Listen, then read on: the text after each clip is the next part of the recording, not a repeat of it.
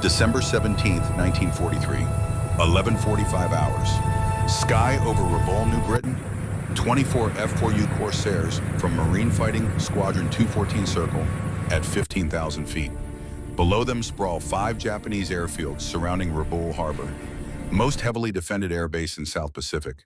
300 enemy aircraft at peak strength, enough firepower to destroy any formation foolish enough to approach. And Major Jack Carson just broadcast taunt over Japanese radio frequency inviting them to fight. "Come up and face us, you bastards. 24 Americans waiting. Or are you too scared?" From ground level zero scramble. Mitsubishi A6M fighters clawing for altitude like angry hornets from kicked nest. Not 20 aircraft, not 30, somewhere between 50 and 60 fighters rising to meet Carson's challenge. Outnumbered more than 2 to 1, suicide odds by any calculation. But Black Sheep Squadron does not calculate odds. Black Sheep defies them. Carson, age 31, sits in lead Corsair, thinning hair under leather helmet, barrel chest straining against harness. Face weathered beyond his years from sun and whiskey and failure. In-flight suit pocket where most pilots carry photos of sweethearts or wives, Carson carries flask. Kentucky bourbon, same brand his grandfather drank during Spanish-American War. Taste of old stories and new failures mixed together. No sweetheart photo because ex-wife Margaret filed divorce papers 3 years ago. No children photos because Susan and Robert and Patricia in Seattle stopped writing letters when Daddy chose flying tigers over family. Chose war over being father. Chose anything over being sober. Behind Carson flies First Lieutenant Carlos Martinez, Mexican-American from El Paso, 25 years old. Told by 5 different squadron commanders that Mexicans make good mechanics, not officers. Proved them wrong through perfect gunnery scores and determination that would not break. Rosary beads wrapped around control stick. Wife Rosa's last letter in pocket smelling like cinnamon and fresh tortillas. 9 confirmed kills already painted on fuselage. About to add more. Left wing flies Second Lieutenant Robert Daniels, farm boy from Cedar Rapids, Iowa, 23 years old. 3 sisters, Mary and Ellen and Sarah, running farm while brother fights in Pacific. Photo tucked in helmet shows girls standing beside prize hog at county fair. Blue ribbon visible. Innocent faces trusting big brother to come home. Daniel sends every dollar earned to them. Thinks of each enemy aircraft as threat to those 3 girls. "First kill," he shouted over radio. "That's for the farm, that's for family." Words became his call sign.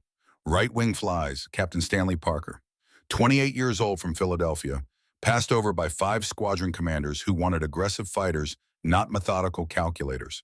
Wife Jane gave birth to son Stanley Jr. last month. Letter arrived October 15th. It's a boy. Named him Stanley Jr. Parker never met his son, never held him, never saw his face except photograph, Jane included. Flies every mission knowing son waits. Knowing must survive to meet him. Knowing must prove everyone wrong about being too cautious. Zeros climbing fast now, seconds from engagement.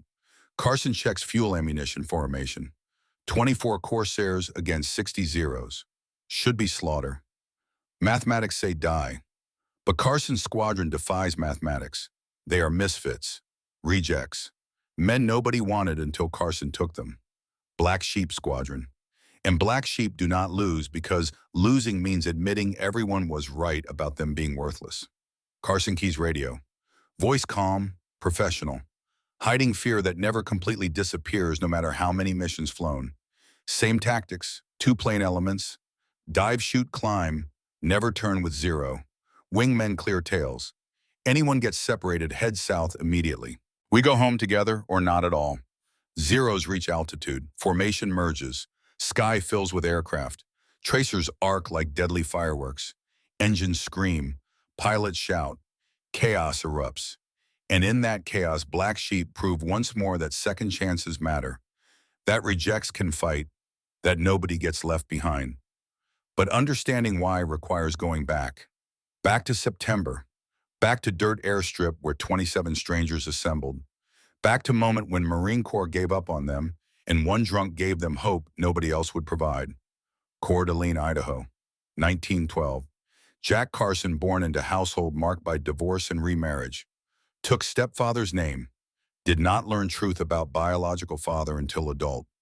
Discovery left mark he carried entire life. Shaped belief that he was fundamentally broken, fundamentally unworthy, fundamentally destined to fail at everything except maybe dying. University of Washington. Wrestled competitively. Swam. Graduated 1934 with aeronautical engineering degree. Smart man, capable man. But peacetime military life suited him like straitjacket suits madman. Married young, Margaret beautiful, patient, hopeful. 3 children arrived fast, Susan, Robert, Patricia. And Carson discovered he could not support family on Marine officer salary, so he drank. Bourbon mostly. Kentucky bourbon because grandfather told stories about cavalry charges and honor and duty while pouring amber liquid into glasses. Grandfather believed spirits revealed truth in men.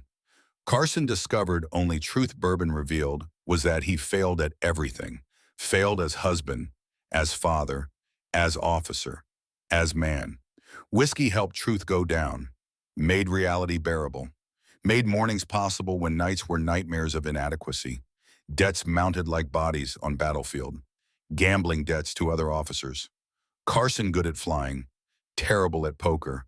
By 1941, owed money to half the officers in Marine Corps. Court-martialed once for insubordination during drunken argument with superior.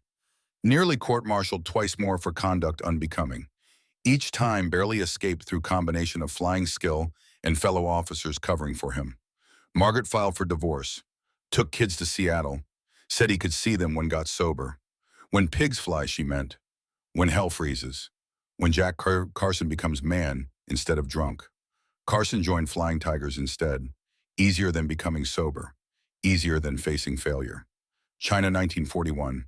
Central Aircraft Manufacturing Company recruited American pilots to fly for nationalist Chinese against Japanese invasion. Pay extraordinary. $600 monthly base salary. $500 bonus for every Japanese aircraft destroyed. Carson resigned Marine Commission October 1941. Sailed for Burma. Anything to escape wreckage he made of family. Anything to prove worth somewhere, even if that somewhere was other side of planet. Flying Tigers flew P-40 Warhawks with shark-mouth nose art painted garish on engine cowling. Defended Burma and southwestern China against Japanese bomber formations. Carson flew December 1941 through April 1942. Claimed 6 aerial victories. Shot down 6 Japanese aircraft over Burmese jungle and Chinese mountains. Felt alive for first time in years. Combat made sense where life did not. Combat had rules. Shoot, straight fly, smart survive. Simple. Clean. No ex-wives. No disappointed children. No debts except debt of honor to squadron mates. That debt Carson could pay. But problems followed him like shadows follow light. Clashed with Commander Claire Chenot over tactics and discipline.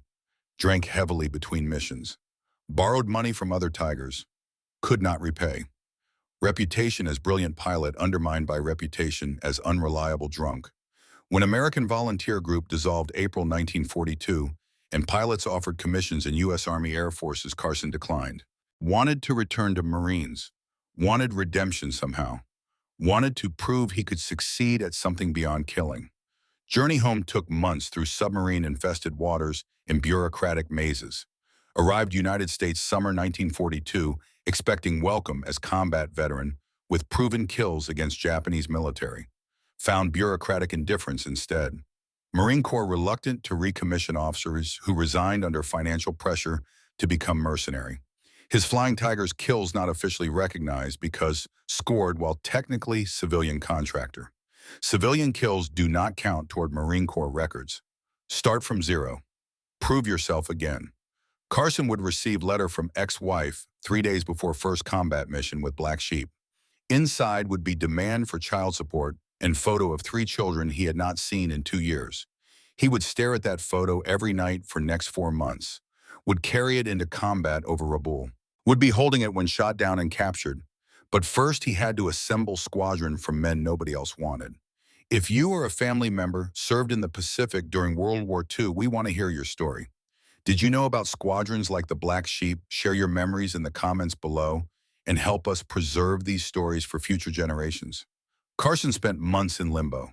drinking heavier than ever, watching war continue without him, watching other pilots deploy while he sat at desk jobs and temporary assignments that went nowhere, adding occasional kills to unofficial tally, flying missions with whatever unit would accept him for single sortie, never finding permanent home because no squadron commander wanted aging alcoholic with discipline problems and debt trailing behind like tin cans tied to dog's tail. Finally, late 1942, Marines relented. Carson received commission as major and orders to Pacific, but no squadron commander wanted him. Reputation proceeded like stench precedes garbage. Too old at 31 when most fighter pilots peaked at 25. Too undisciplined. Too much risk. He bounced between temporary assignments, adding few more kills to record, never finding permanent home, never belonging anywhere. September 1943. Marine Air Group 11 needed squadrons for Solomon's offensive against Rabaul. Not enough pilots coming through normal channels. Someone had idea. Collect all unassigned aviators scattered across South Pacific. Misfits and malcontents. Men no one else wanted. Form them into single unit. Need someone to lead them. Someone who understands misfits because he is one himself. Orders arrived September 7, 1943. Carson J. Major, USMC. Assigned in command Marine Fighting Squadron 214. Report Munda Airstrip, New Georgia. Assemble squadron from available replacement pilots. Combat ready in 3 weeks. Good luck. You will need it. Carson read orders twice. Laughed. Not hopeful laugh. Bitter laugh of man who recognizes cosmic joke when sees one. Marine Corps giving him squadron nobody wanted. Pilots nobody wanted. Last chance for everyone involved. Succeed or wash out permanently into obscurity and alcoholism and death. Pack sea bag. 3 uniforms. 1 photo of kids from before divorce. Flask of bourbon. Service pistol. Nothing else mattered. Everything else was lie. Flew to Munda September 12th, arriving at dirt airstrip carved from jungle by Seabees who died building it. Tropical heat hit like physical force. Mud everywhere. Mosquitoes size of hummingbirds. And 27 pilots waiting for commander who could lead them to glory or death. Probably death.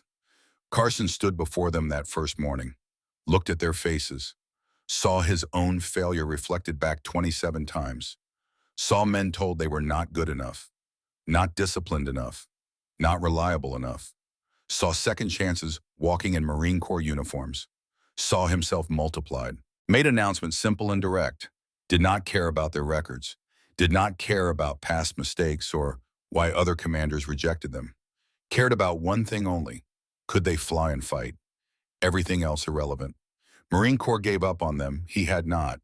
They would train together, fly together, fight together, or die together. But they would prove everyone wrong about being worthless, rejects. 27 misfits stared back. Some believed, some doubted, all desperate enough to try because alternative was admitting defeat and going home to face families who expected better. To face futures without purpose. To face lives and failures. At least here they could fail gloriously. At least here failure meant something. Black Sheep Squadron born that moment. September 12, 1943. Munda Airstrip, where broken men found leader as broken as them. Where rejects found home among rejects. Where second chances began for men who thought chances exhausted. While Carson assembled misfits in Pacific across America, families worried about sons and husbands and brothers fighting war that seemed endless. Pearl Harbor happened 21 months earlier. Victory seemed distant dream. But something changed September 1943. Tide turning, Guadalcanal secured, island-hopping campaign beginning. Black Sheep would be part of that push, would be hammer-hitting Japanese defenses until they broke. But first Carson had to turn strangers into warriors in 3 weeks. Had to forge unit from scrap metal nobody wanted. Had to prove that misfits could fight as well as polished regular squadrons. Maybe better because misfits had something to prove. September 13, 1943. Squadron formation. 27 pilots assembled in tropical heat that made uniforms stick to skin like second layer. Carson called them individually. Learned their stories. Understood why no one wanted them. Understood because he was them. Carlos Martinez, first to step forward. Age 25, Mexican-American from El Paso. Enlisted mechanic, worked 5 years to earn officer commission through night school, and determination that would not break. Every squadron commander saw his file, saw his ethnicity, said no. Mexicans make good mechanics, not officers, not pilots, not leaders. Martinez proved them wrong by scoring highest marks in flight school. Still nobody wanted him until Carson. Martinez showed Carson letter from wife Rosa, written in Spanish. Carson did not read Spanish but understood marriage, understood woman waiting. Asked Martinez one question. Can you fly? Yes, sir. Can you shoot? Yes, sir. Then you fly with me.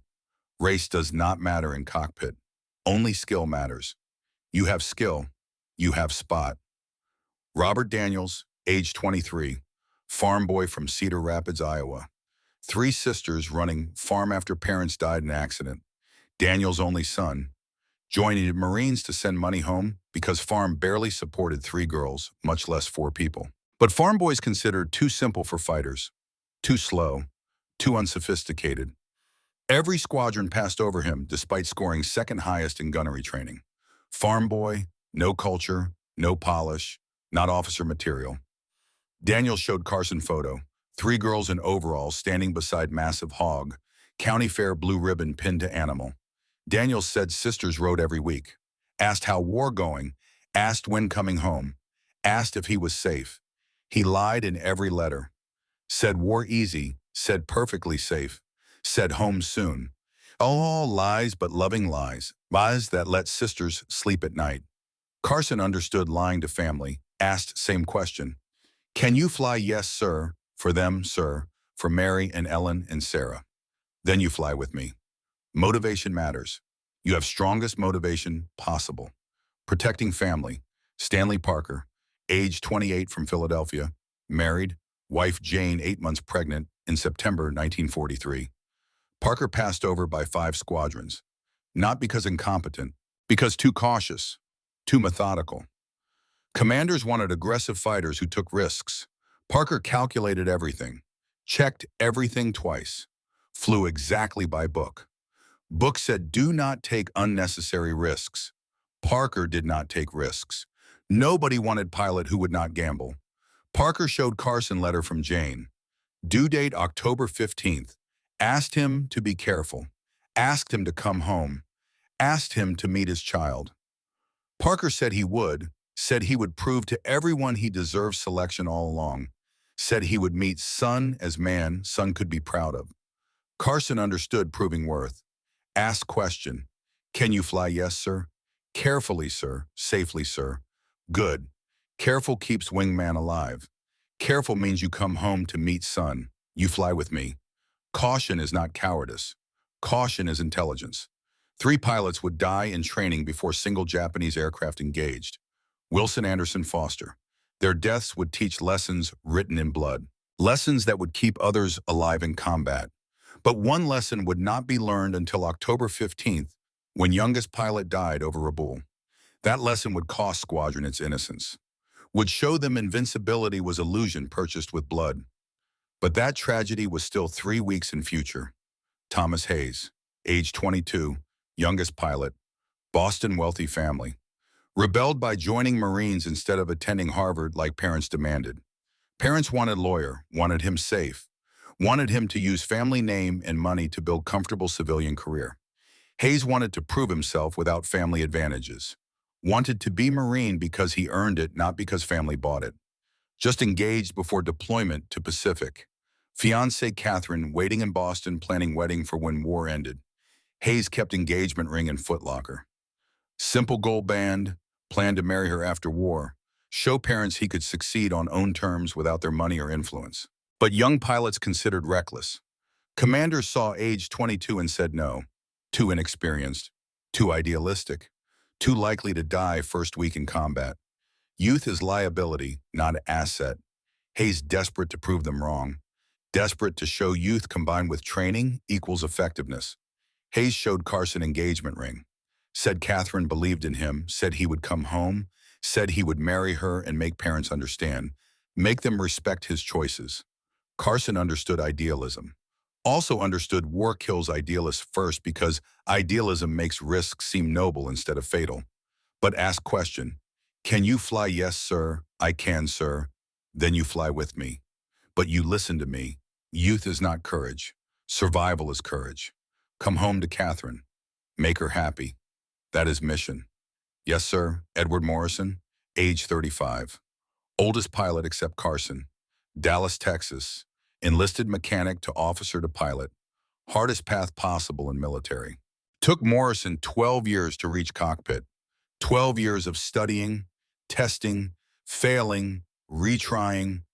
When finally earned wings age 35, every commander said too old. Fighter pilots peak at 25. At 35, reflexes slow.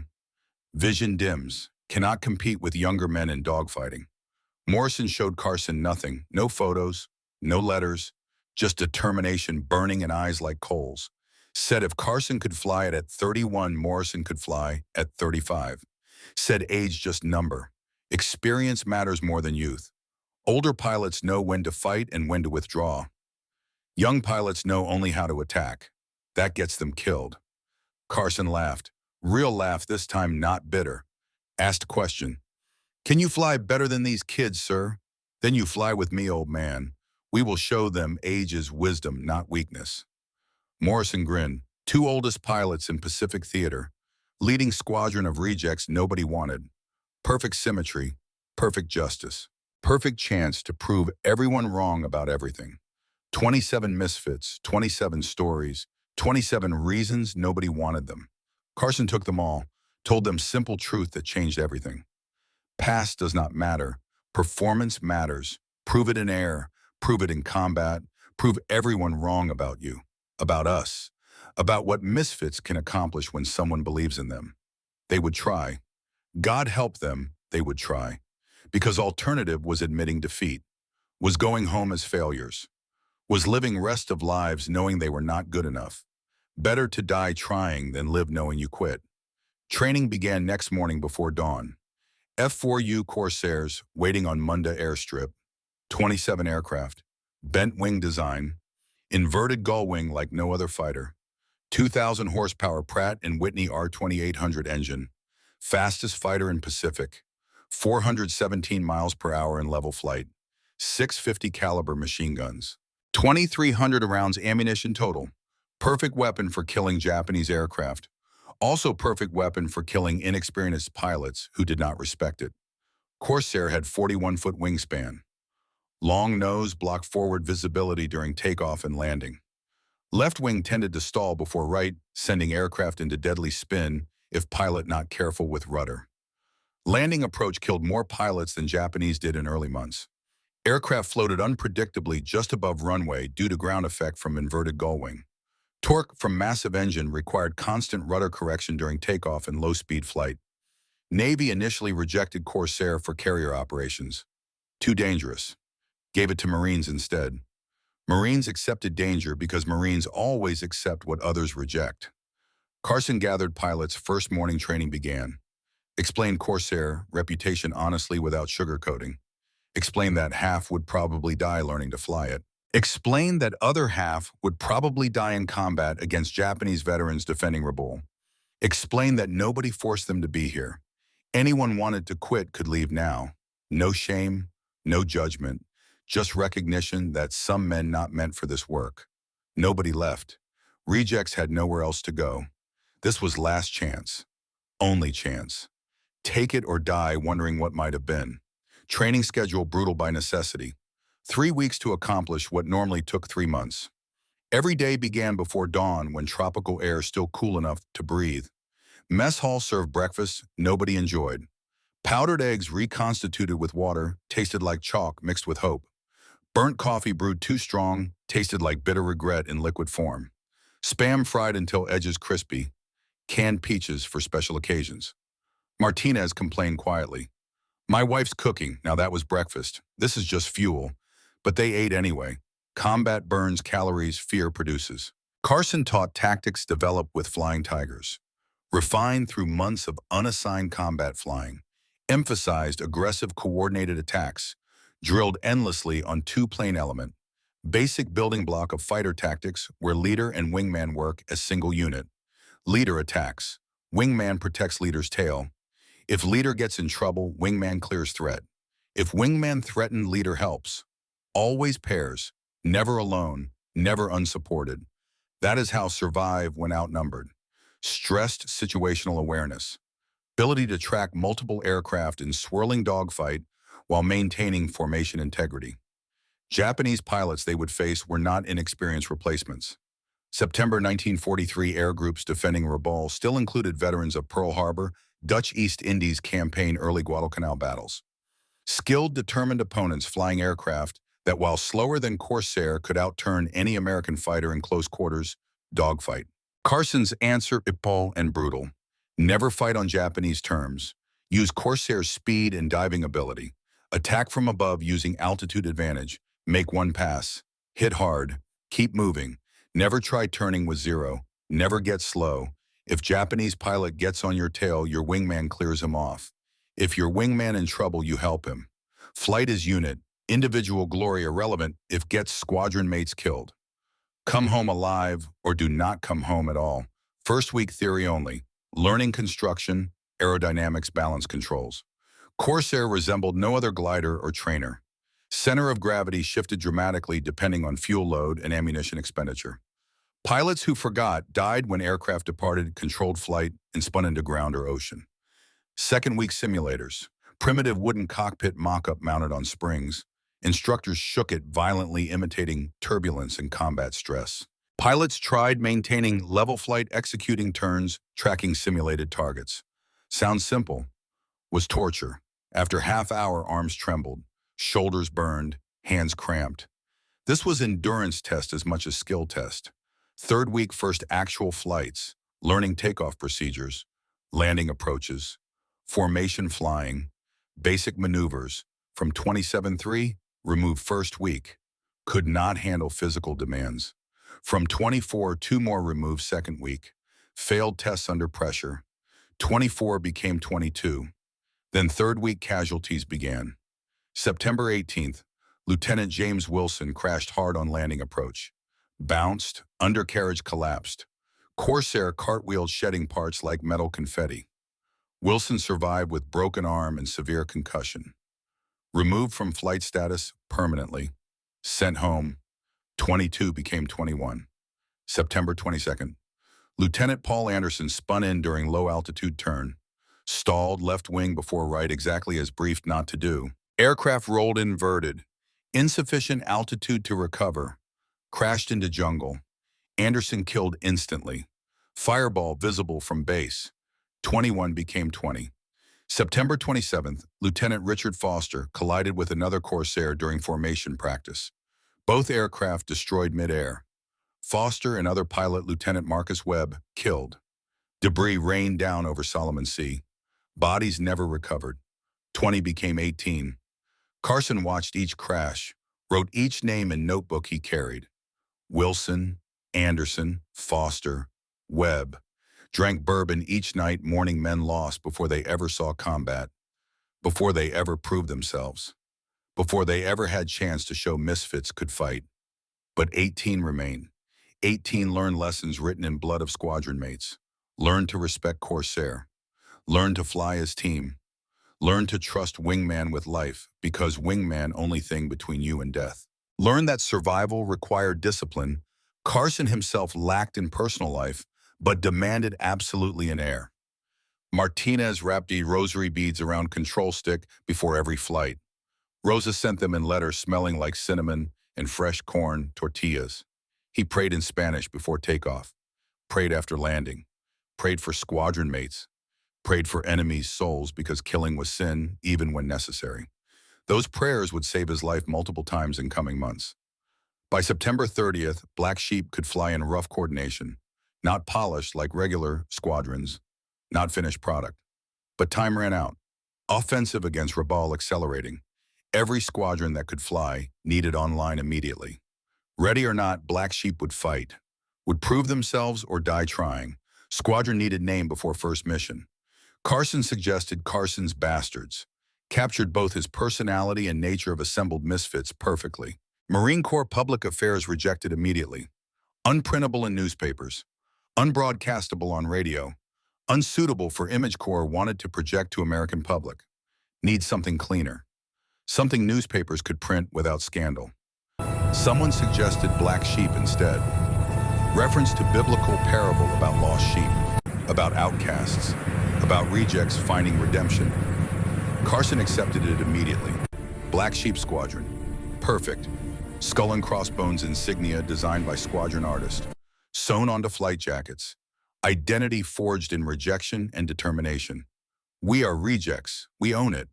We prove everyone wrong. That is mission. That is purpose. That is reason for existing. September 30th, 1943. Orders arrived typed on thin paper that smudged in tropical humidity. First combat mission, October 1st. Target Japanese airfield at Kahili.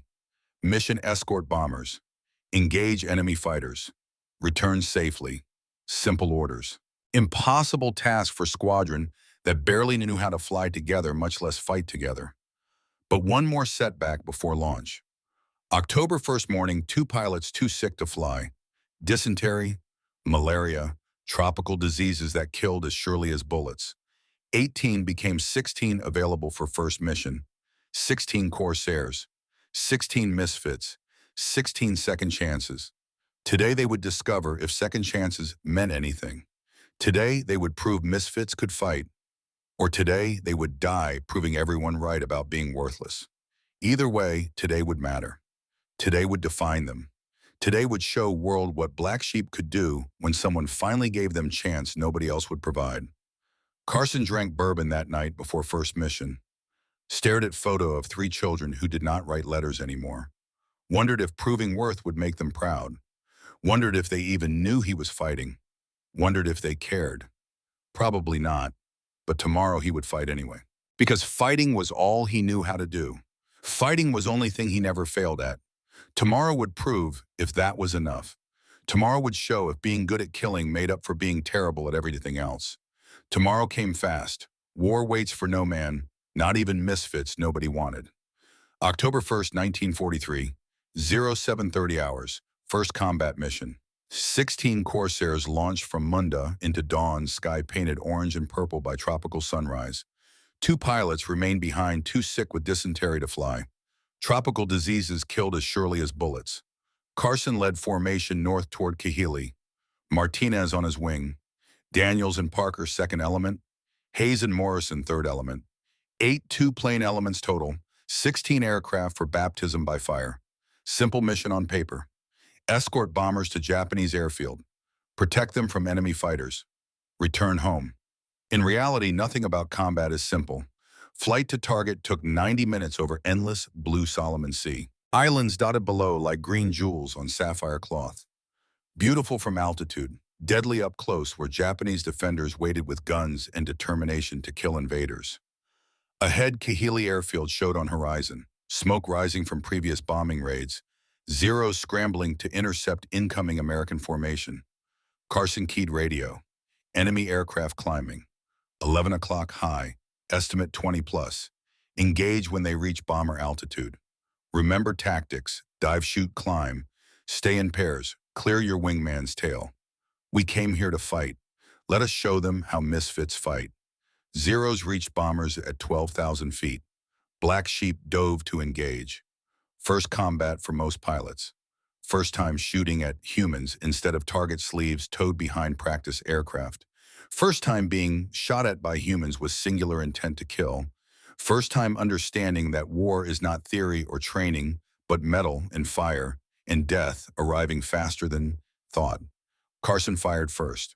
Dove through zero formation from above using altitude advantage. 650 caliber machine guns erupted. Sound like God tearing canvas. Vibration through stick and seat and spine. Tracers arcing towards zero painted with rising sun insignia. Rounds connected with fuselage. Metal tearing. Smoke erupting. Zero rolled inverted. Fell.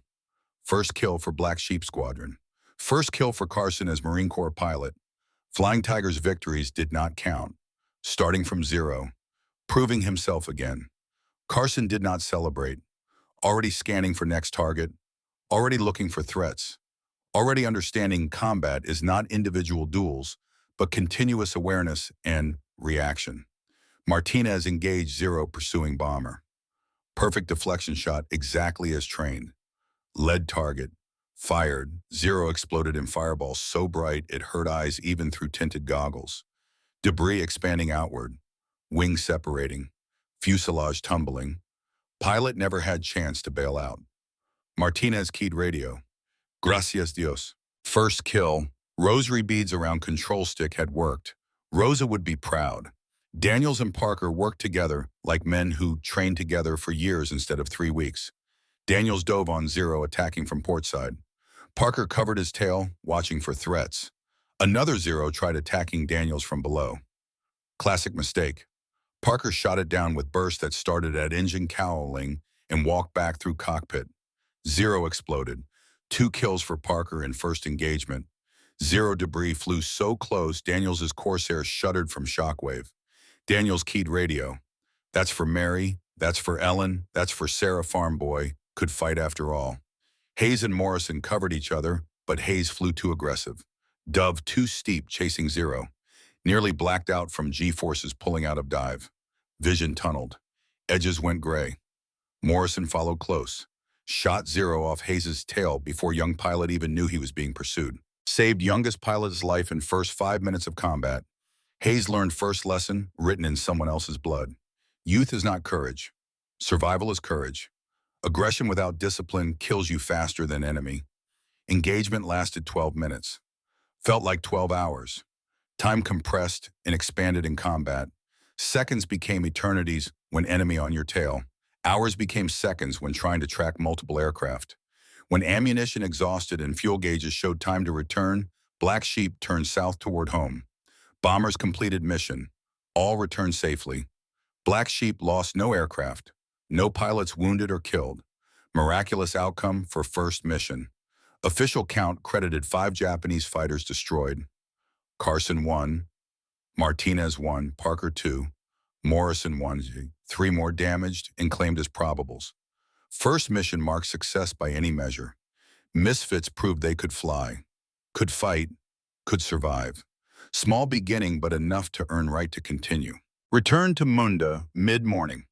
Landed one by one. Ground crew swarmed aircraft counting bullet holes like accountants counting money. Carson's Corsair had 17 holes.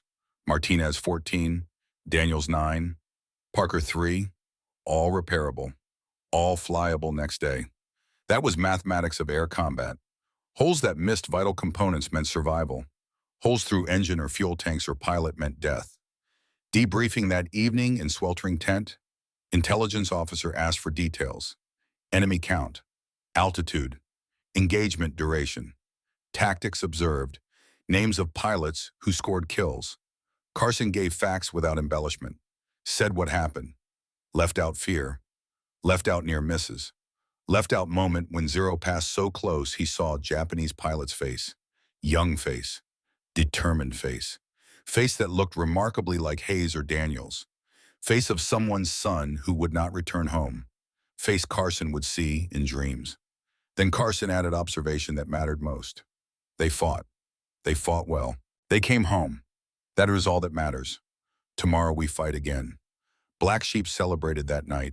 Martinez broke out tequila smuggled from El Paso in violation of regulations nobody enforced. Daniels played harmonica badly. Hayes wrote letter to Catherine describing first combat in sanitized terms that made it sound like adventure instead of terror. Parker wrote to Jane about missing birth of son, about wanting to meet him, about fighting carefully so he could come home. Morrison and Carson drank bourbon in corner of tent. Old men watching young men celebrate survival. Knowing celebration was temporary. Knowing tomorrow would bring new mission. New chances to die. New tests of whether misfits could sustain success or whether first mission was luck that would not repeat. Carson toasted squadron. To Black Sheep, to second chances, to proving everyone wrong. They drank, they earned it. But Japanese not finished. Tomorrow would bring new battles, new opportunities to fail or succeed. Could Black Sheep sustain success? Could misfits keep fighting day after day? Could Carson lead without failing? Like he failed at everything else in life, answers would come written in blood and fire over next 3 months. October became grinding routine of daily combat. Black Sheep flew into most intense aerial battle of Pacific War. Rabaul on Britain Island transformed into fortress. 5 airfields surrounding harbor.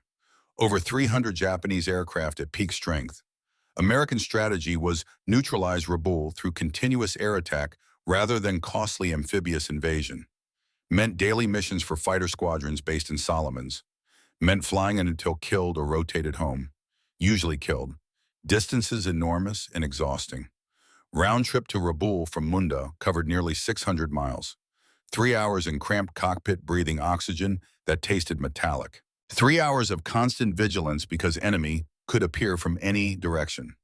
3 hours of fuel consumption that left almost no margin for combat or navigation error. Pilots who went down over enemy territory had little hope of rescue.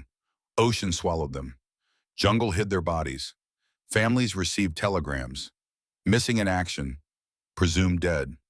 Back in United States, wives waited for letters that arrived irregularly or not at all. Rosa Martinez in El Paso baked tortillas and prayed rosary and wrote letters smelling like cinnamon and corn. Told Carlos about church, about family, about waiting for him.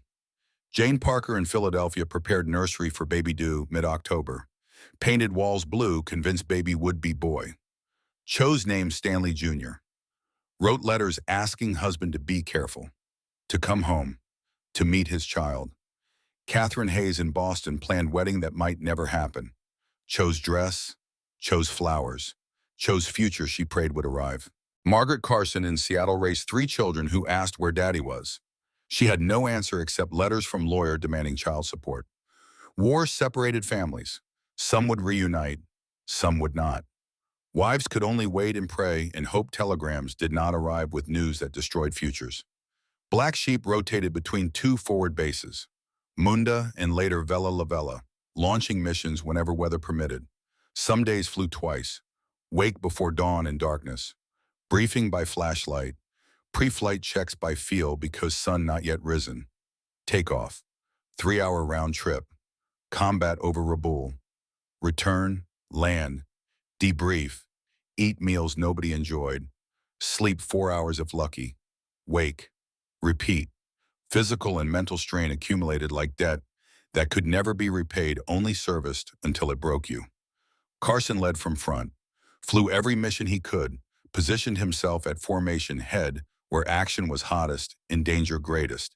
His kills mounted steadily. 1 October 3rd. 2 more October 7th. 3 in single engagement, October 12th.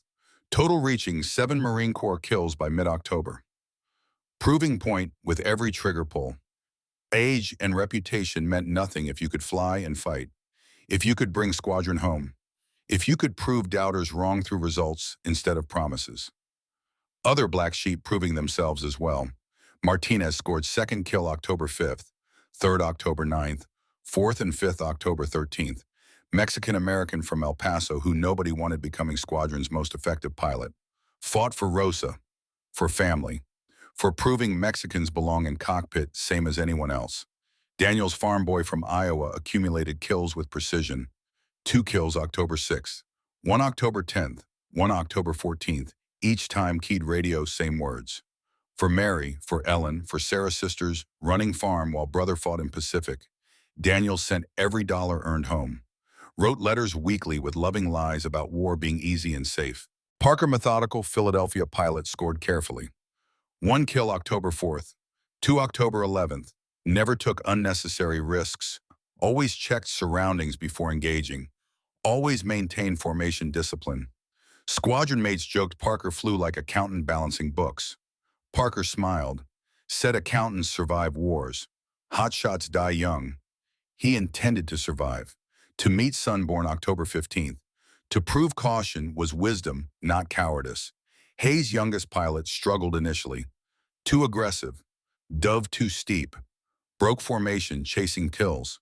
Morrison, older pilot, covered him repeatedly, saved him 3 times first 2 weeks. Finally, Hayes learned, survival is courage, patience is strength. Scored 1st kill October 13th using proper tactics, disciplined approach. Morrison nodded approval. Kid learning. Maybe Kid would survive after all. Many of you watching lived through this era. Do you remember hearing about the Black Sheep Squadron? Did you know anyone who flew Corsairs? Let us know what you remember about the Pacific War. Your memories matter. Your stories deserve to be preserved. But learning came too late for Hayes. October 15th, 1943. Mission to Rabaul. Day began like any other. Dawn briefing. Intelligence officers showed reconnaissance photos. Japanese reinforced Rabaul defenses. More fighters. More anti-aircraft guns. Expect heavy resistance. Words said so often they lost meaning. Every mission had heavy resistance. Every mission was dangerous. Only variable was who died today. Black Sheep assigned bomber escort duty, protect B-25's hitting supply depot.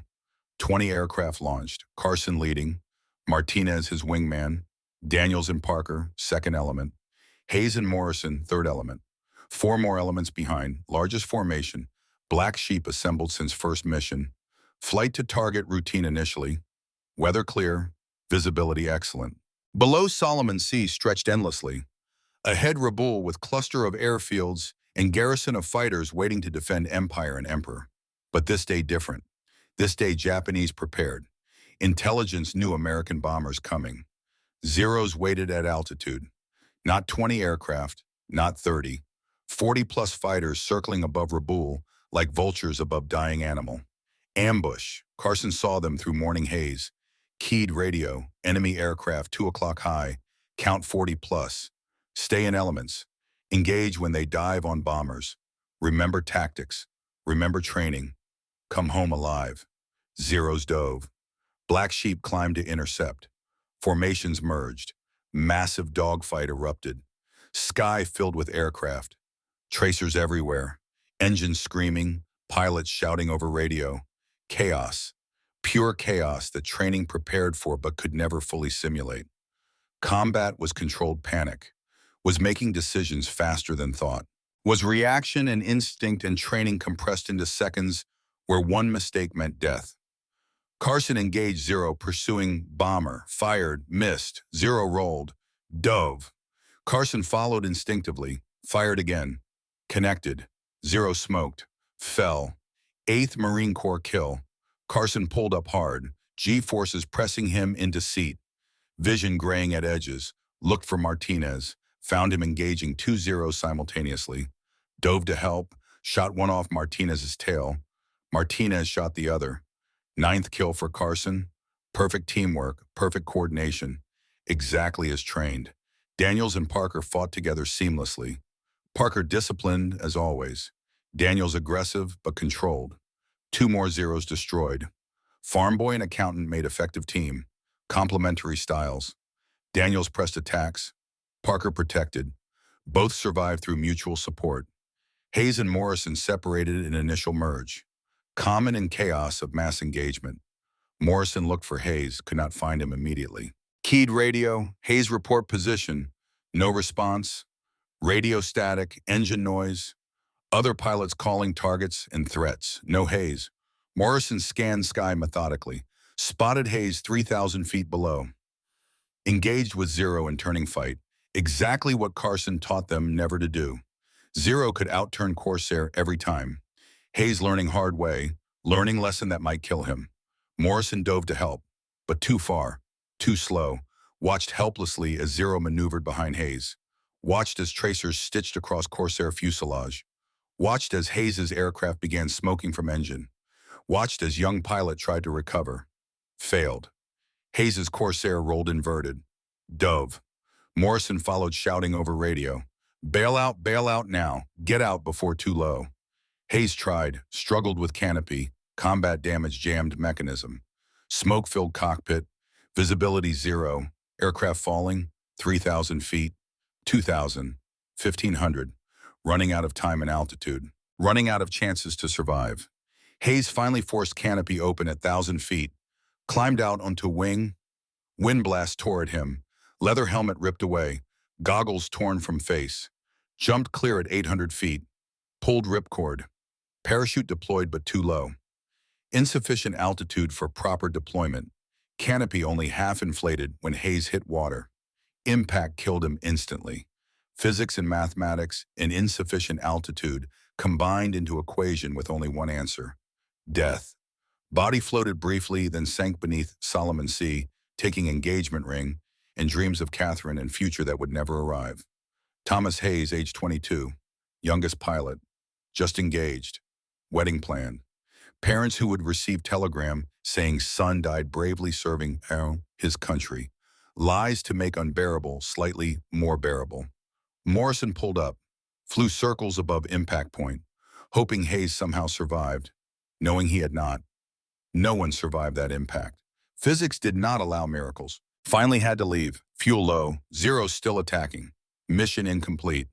Morrison turned south, flew home alone, left Hayes in ocean. No choice, no alternative. War does not pause for grief. Landed at Munda, climbed one from cockpit, walked directly to Carson's tent without stopping. Face showed nothing. Training and discipline, keeping emotion contained until alone. Words came flat. Hayes down, did not bail out in time.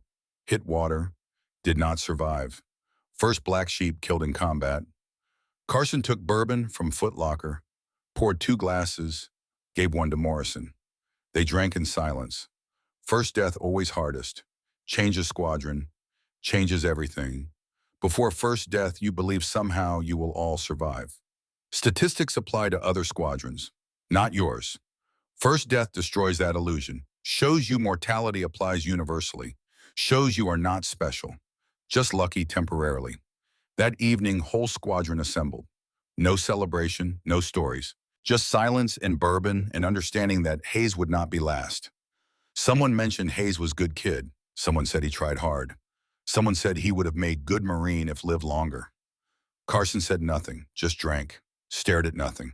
Thought about promising Hayes he would come home to Catherine. Thought about how promises mean nothing against Japanese fighters and pilot error and laws of physics. Later, Carson walked to Hayes's tent, found Foot Locker, opened it, saw engagement ring. Simple gold band Catherine would never wear. Would receive in package with personal effects. With letter saying fiancé died bravely. With lies about quick painless death. Carson held ring, felt weight of gold and futures destroyed, felt responsibility for death even though Hayes made own mistake. Commander always responsible, always carries weight of dead. Put ring in pocket, would give to chaplain tomorrow for shipping to Boston. To Catherine, who would open package and realize wedding would never happen. Who would cry and mourn and eventually marry someone else. But tonight Carson held ring, felt metal, felt waste of 22 years, felt crushing weight of command he never wanted but could not refuse. That night, Carson dreamed about his children, Susan and Robert and Patricia, asking why Daddy left, why Daddy drank, why Daddy chose war over them. In dream, Carson tried explaining about being broken, about needing to prove worth. In dream, children did not believe, turned away, disappeared. Carson woke at 3 in morning, sweating, shaking, reached for bourbon, found bottle, drank until dreamless sleep came. 0730, October 16th. Another briefing, another mission. Black sheep assembled. Hayes's Corsair sat empty on tarmac. Nobody wanted to fly it yet. Bad luck. Dead man's plane. Eventually Martinez volunteered. Said rosary beads would protect. Said Hayes would want aircraft used. Carson briefed mission before takeoff. Voice hard.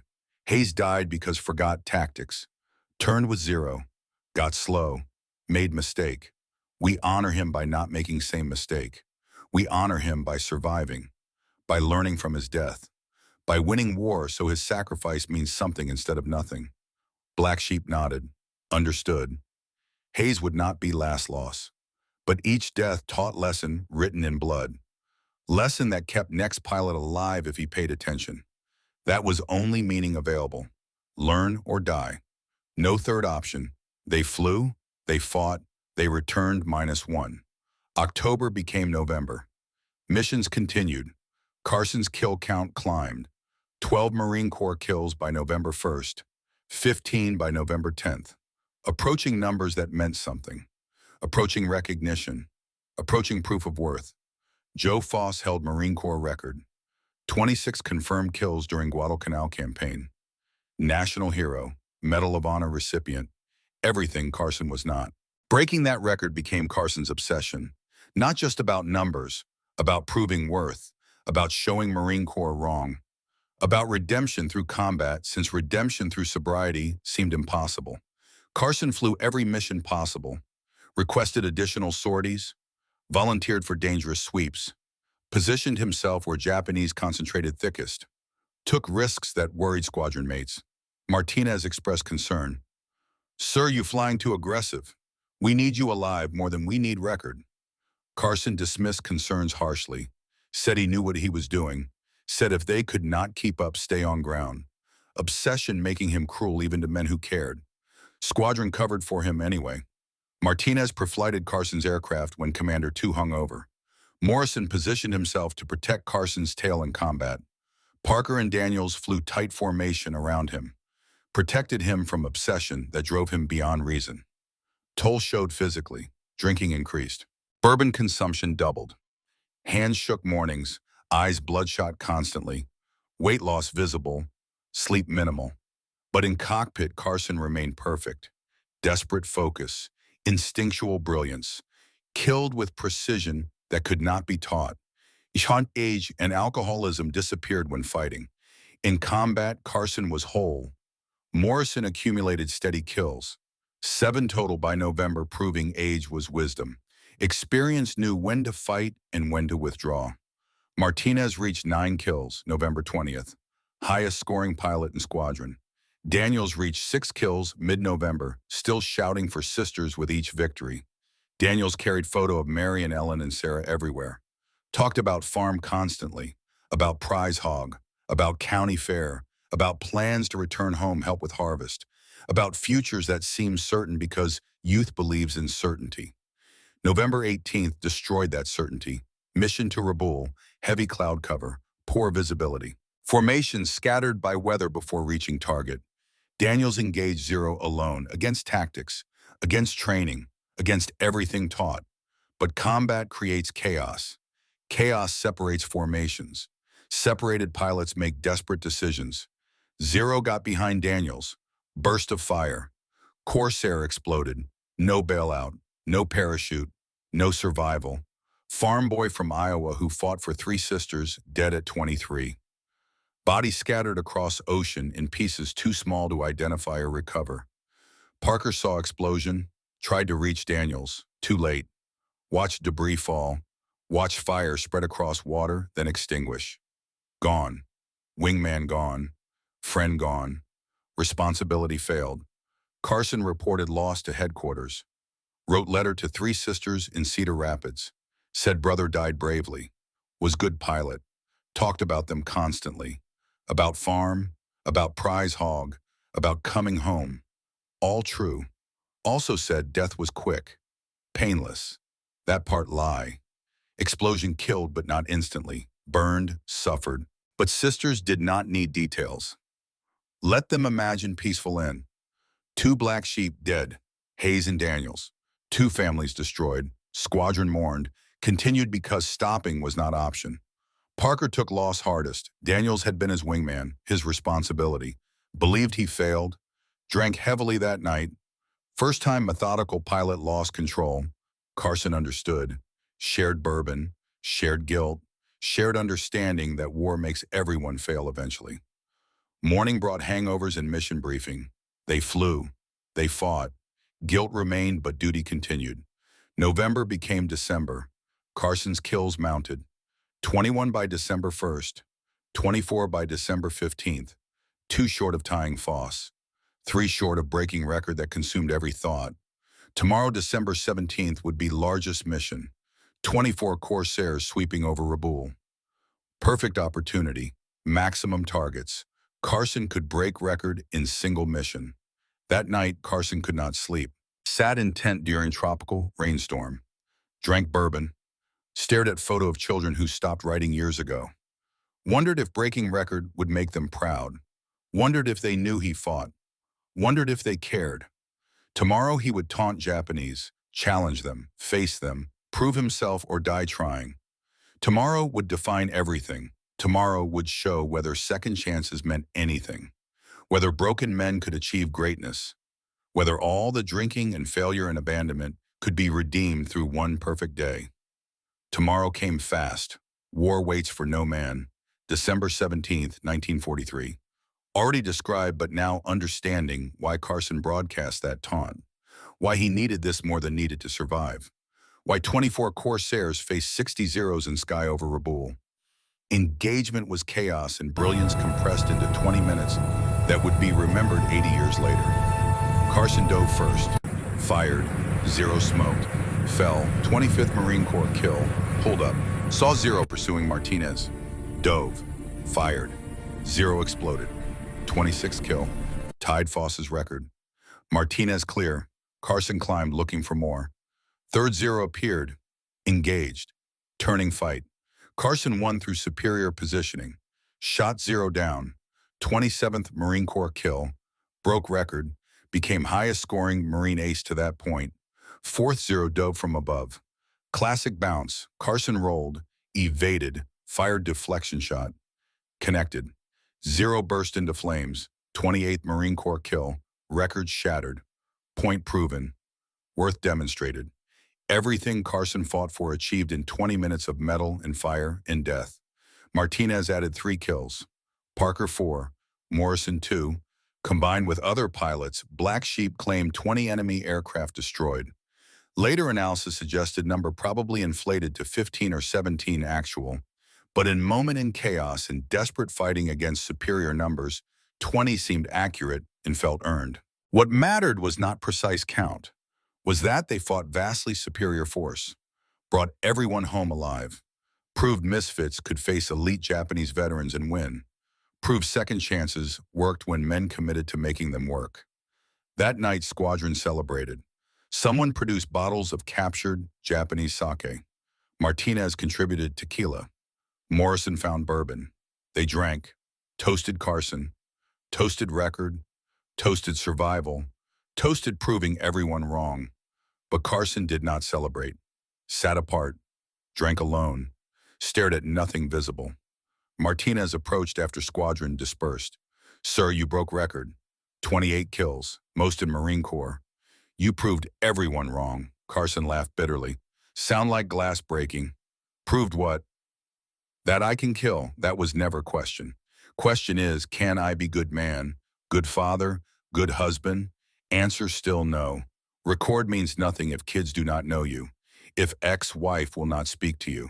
If you drunk every night because sober means facing what you are. Killing is easy, living is hard. Martinez understood some truths, understood that violence came naturally to violent men, that destroying was simpler than building, that war rewarded skills civilization punished. Said nothing because nothing useful existed to say, just sat with Carson, shared silence, shared bourbon, shared understanding that some victories feel like defeats when won at cost of everything else mattering. December 17th entered legend as Black Sheep's finest hour. Newspapers wrote stories, radio broadcasters announced record, Marine Corps praised Squadron. But Carson knew truth. In 3 weeks, most original pilots rotating home, tour ending, Black Sheep breaking up, replacements taking over. Squadron would continue, but character changing, original misfits dispersing, second chances ending. Carson requested permission stay, fly additional missions, delay returning to civilian life where he was failure. Permission granted. Carson would fly into January, would push luck, would test fate, would see if war finally claimed him. Because going home meant facing ex-wife and children, and fact that breaking record meant nothing to people who should matter. But understanding Carson requires understanding enemy he faced. Not all stories told from American perspective. Japanese pilots defending Rabaul were veterans, elite, skilled, determined. Among them was Lieutenant Takeo Yamada, age 27, born Hiroshima 1916, joined Imperial Japanese Navy 1937, flew combat since 1938, China, Philippines, Dutch East Indies, Coral Sea, Guadalcanal, survived battles that killed most of original Squadron. 42 confirmed victories by September 1943. Elite among elite.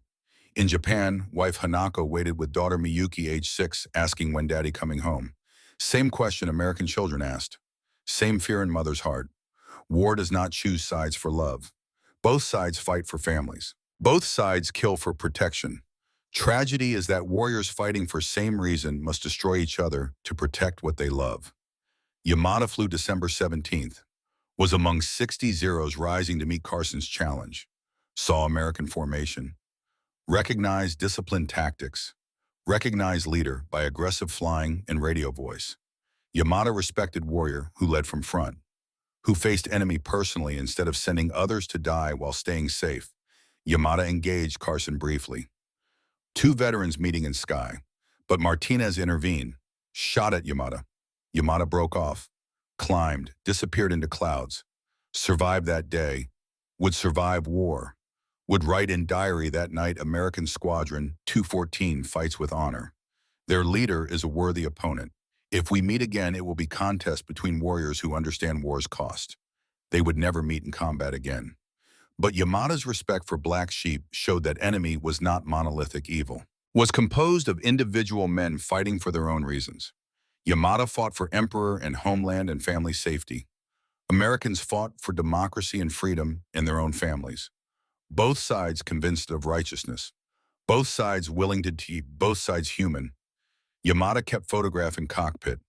Wife and daughter smiling. Taken before war consumed everything.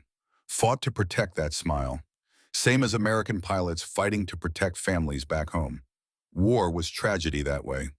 Men on both sides killing for love. What American values do you think the Black Sheep represented? Second chances? Proving doubters wrong. Leading from the front. Tell us which values from the greatest generation we should preserve for our grandchildren. Your thoughts connect generations.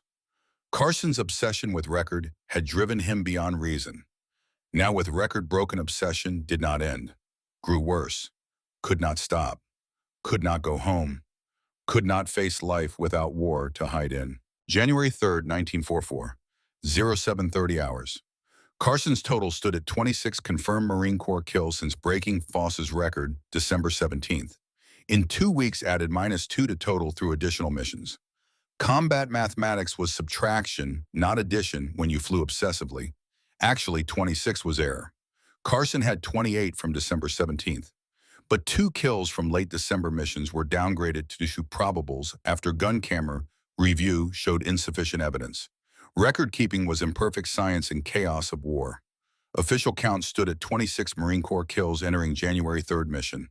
Black Sheep assembled for routine fighter sweep. Routine except nothing routine about Carson's mental state. 3 weeks since breaking record. 3 weeks of additional missions. 3 weeks of drinking heavier. 3 weeks of avoiding reality through combat. Mission briefing standard. Fighter sweep over Rabaul. Draw Japanese into combat. Destroy them. Destroy. Protect bombers. Carson led 12 Corsairs. Half original Black Sheep. Half replacements. Squadron changing. Original misfits rotating home. New faces replacing old. Carson stayed because staying easier than leaving. Over Rabaul Zeros came up. 20+ rising to meet Americans. Carson engaged immediately. Dove through formation. Fired. Zero smoked. Fell. 27th Marine Corps kill. Pulled up. Looked for next target. Saw Zero pursuing Martinez. Dove to protect wingman who protected him so many times. Fired. Zero exploded in fireball. 28th Marine Corps kill. Martinez clear. Keyed radio thanks. Carson climbed looking for more targets. Obsession overriding caution. Third Zero appeared from clouds. Engaged. Carson won through experience and skill. Shot Zero down. 29th and final Marine Corps kill. Combined with 6 Flying Tigers victories now officially recognized total, reached 35. Highest scoring Marine ace of entire war. Record that would stand decades, but victory lasted seconds. 4 Zeros dove on Carson from above while he focused on kill. Tunnel vision. Forgot to check surroundings. Forgot basic tactics that kept pilots alive. Obsession over road training. Martinez saw danger. Keyed radio desperately. Pappy break left bandits 6 o'clock high. Carson heard too late. Zeros fired, rounds hammered Corsair, engine hit, oil sprayed across windscreen, turning world into black chaos. Fire started behind instrument panel. Smoke filled cockpit, making breathing difficult. Heat intense and growing. Carson fought controls. Aircraft responding poorly. Spinning. Fire spreading. Getting hotter. Realized in moment of terrible clarity going down. Either bail out or crash and burn. Checked altitude. 5,000 feet. Enough to bail out. Maybe. If he could get out before fire consumed cockpit. Tried to radio position. Smoke too thick. Could not see instruments. Corsair falling out of control. 3,000 feet. 2,000. Running out of time. Running out of altitude. Running out of chances for survival. Unstrapped harness stood in cockpit. Wind blast hit like physical wall. Smoke blinding. Heat searing. Climbed onto wing. Pulled away from burning aircraft. Fell into space. Pulled ripcord. Parachute opened with blessed jerk. Sudden silence after chaos of burning falling aircraft. Floated down toward Rabaul Harbor. Enemy territory. Survival unlikely even if landing succeeded. Above zeros circled. Martinez tried protecting Carson during descent. Engaged zeros. Shot one down. Others broke off. Japanese pilots rarely shot parachuting enemies. Honor code that Yamada embodied. Worthy opponent defeated was loss for both sides even when sides were enemies. Carson hit water hard. Parachute dragged him under briefly. Cut risers with knife from survival vest. Surfaced. Inflated May West. Floated. Looked up. Saw Corsairs overhead. Martinez circling. Could not land. Could not rescue. Had to leave. Fuel low. War continued. Carson understood. Waved weakly. Watched squadron fly away toward home he would not see for 20 months. From east submarine surfaced. Japanese submarine. Conning tower broke water 200 yards away. Crew emerged onto deck. Boat headed toward Carson floating alone. Capture inevitable. Survival uncertain. Carson considered drowning himself. Considered suicide rather than capture and torture in camps. Decided against. Not ready to die yet. Still fighting even in defeat. Would survive as prisoner if possible. Would endure whatever came. Would try returning home eventually, even though home did not want him. Even though kids would not recognize him. Would try because trying was all he had left. Japanese crew pulled him from water. Took him below. Submarine dove. Hatches sealed. War over for Jack Carson. Captivity beginning. Hell approaching that would make combat seem pleasant by comparison. Details sparse. Carson spoke little about captivity after liberation. Memoir mentioned beatings, starvation rations, uncertainty whether would survive to see war's end. Japanese did not announce his capture. As far as world knew, Jack Carson died over Rabaul, January 3, 1944. Highest scoring Marine ace, war hero, legend, dead. Marine Corps believing Carson dead moved to recognize achievements. March 1944 posthumously awarded Medal of Honor. Citation praised extraordinary heroism above and beyond call of duty. Credited him with destroying 29 enemy aircraft during VMF 214 combat tour. Combined with Flying Tigers kills total 35 victories. Top scoring Marine ace of entire war. Award based on incomplete information. Marine Corps did not know Carson survived. Did not know he endured brutal treatment in Japanese prison camps while Medal of Honor citation was being drafted and approved and presented to family he abandoned years before. Margaret accepted award on behalf of dead husband. Told children daddy was hero. Did not mention daddy was also drunk, who chose war over them repeatedly. Let them have hero father in memory even if reality was more complicated and painful. In camps, Carson drew on reserves of strength never knew he possessed. Survived through stubbornness. Through anger at dying before apologizing to children. Through determination to face them one final time, even if they rejected him. Survived because quitting meant Japanese won. Meant misfits were right to be rejected. Meant second chances were illusion. Carson would not give anyone that satisfaction. Kept sane by planning return, by imagining reunion, by holding on to hope that maybe second chance at being father still existed even after abandoning them for war and whiskey. War ended August 1945. American forces swept into Japan.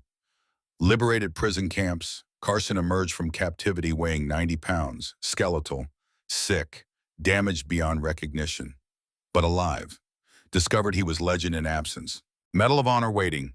Black Sheep's exploits publicized throughout war. He was genuine war hero as far as American public concerned. Homecoming both triumphant and complicated in ways medals could not fix. October 1945. White House. President Harry Truman presented Medal of Honor to Colonel Jack Carson, promoted from major during captivity. Ceremony grand. Photographers everywhere. Medal hung around neck feeling heavier than medal should feel. Carson stood at attention, felt weight, felt emptiness where pride should be. After ceremony, reporters asked questions. How feel being top Marine ace? Carson answered briefly with words rehearsed and hollow. Proud to serve, honored by award, grateful to squadron mates. Standard responses, hiding truth. Truth was medal meant nothing compared to seeing kids again. Glory could not replace lost years, could not fix broken family, could not make him good father retroactively. November 1945. Seattle. Carson traveled to ex-wife's address, found house in a neighborhood he never saw before, stood outside gathering courage bourbon could not provide. 3 children inside, Susan age 13, Robert age 11, Patricia age 9, had not seen them in 4 years. They were small children when he left. Now approaching adolescence. Would they remember him?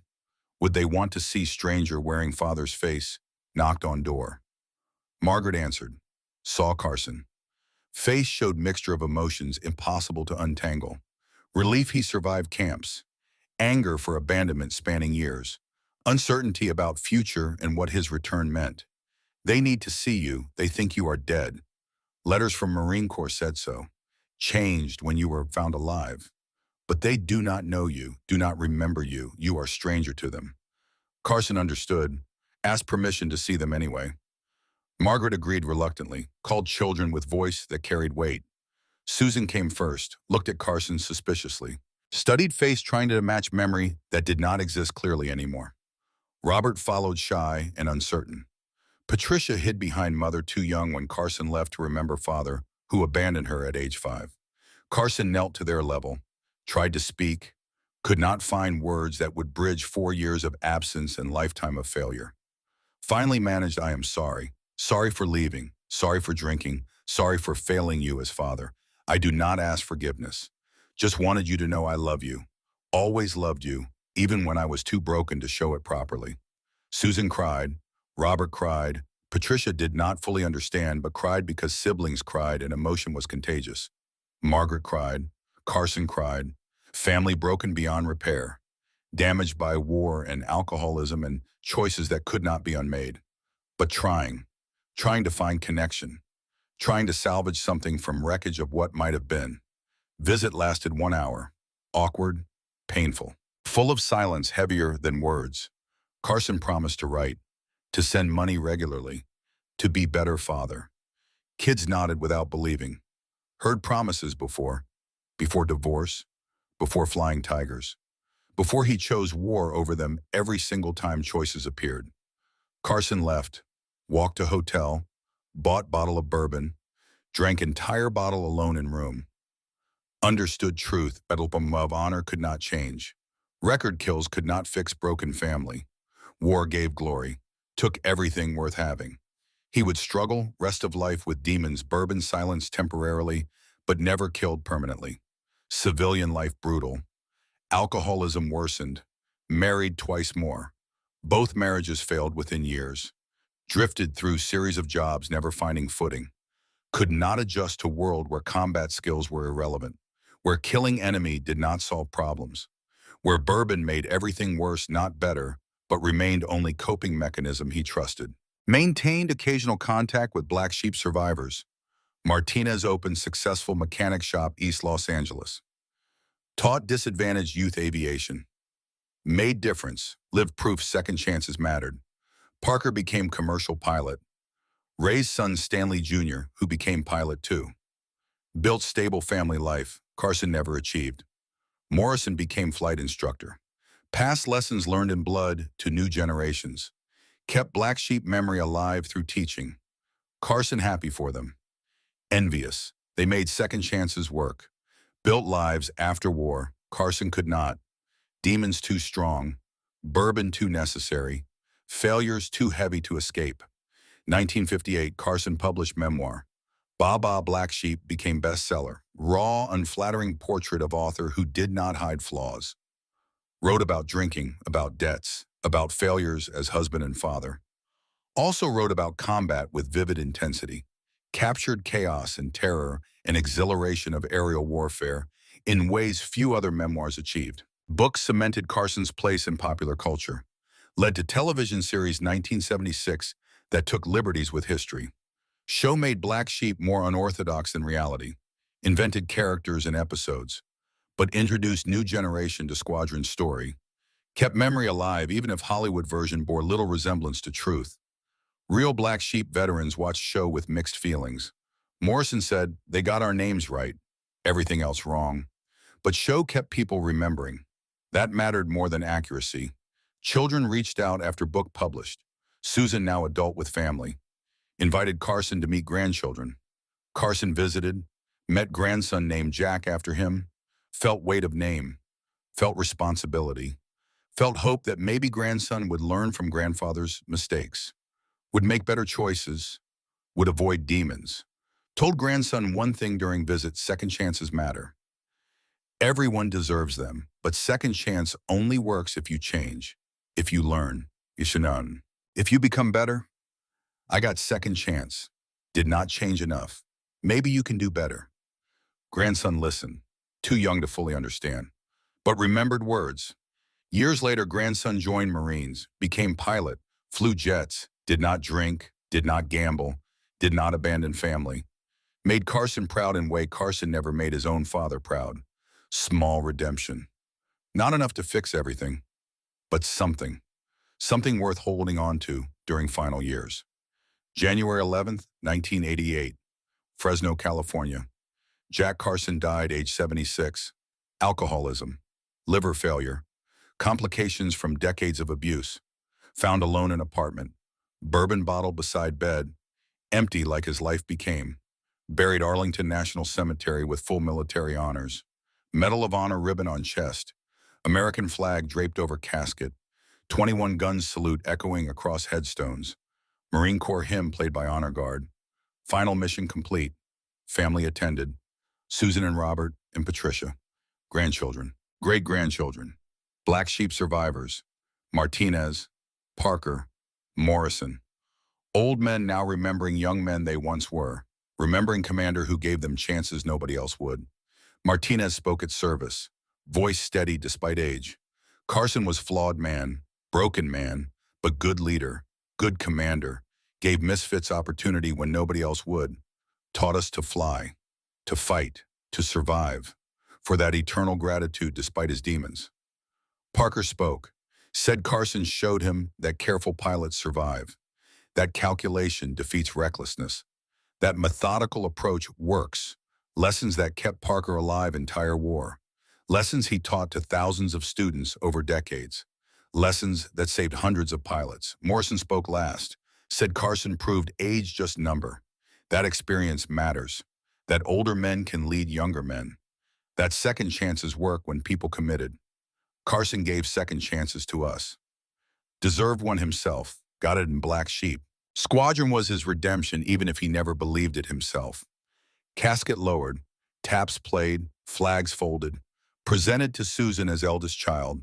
Ceremony ended, crowd dispersed, but legacy remained in ways Carson never appreciated. Today, Marine Fighter Attack Squadron 214 still exists, based Marine Corps Air Station Yuma, Arizona, flies F-35B Lightning II, most advanced fighter aircraft in world. But traditions continue. Skull and crossbones insignia, Carson approved. Black Sheep name, legacy of misfits who proved everyone wrong. Young Marines join a squadron today. Learn history. Learn about Carson and Martinez, and Daniels who died, and Hayes who died, and Parker and Morrison who survived. Learn about squadron that flew 84 days. shot down 94 enemy aircraft, produced 9 aces, earned Presidential Unit Citation. Learn that sometimes rejects make best warriors, that second chances matter, that past does not define future if people willing to change. Story lives through books and documentaries and television series despite inaccuracies. Memory preserved because black sheep proved something important, proved misfits can fight, that men's system rejected can achieve extraordinary things, that courage and skill matter more than polish and protocol when bullets fly and men die. Carson died alone. But legacy lives in every pilot who understands calculation is courage. That thinking saves lives. That innovation matters when tradition fails. Lives in understanding that flawed men can achieve greatness even if they cannot fix themselves. Lives in black sheep who prove second chances work when people committed to making them work. They called them misfits, called them bastards, called them rejects nobody wanted. History calls them heroes, and they were. Broken heroes, flawed heroes. Heroes who proved that sometimes misfits change world because they have everything to prove and nothing to lose except second chance someone finally gave them. Remember black sheep. Remember what they accomplished when someone believed in them. Remember that your past does not define your future. Remember that second chances matter even when you cannot fully repair damage already done. Remember that proving everyone wrong is victory even when it costs everything else. Remember them. They earned it through blood and fire and determination to prove worth when world said they had none. They were black sheep. They were misfits. They were second chances personified. And they changed history one mission at a time until history could not ignore them anymore. Remember them.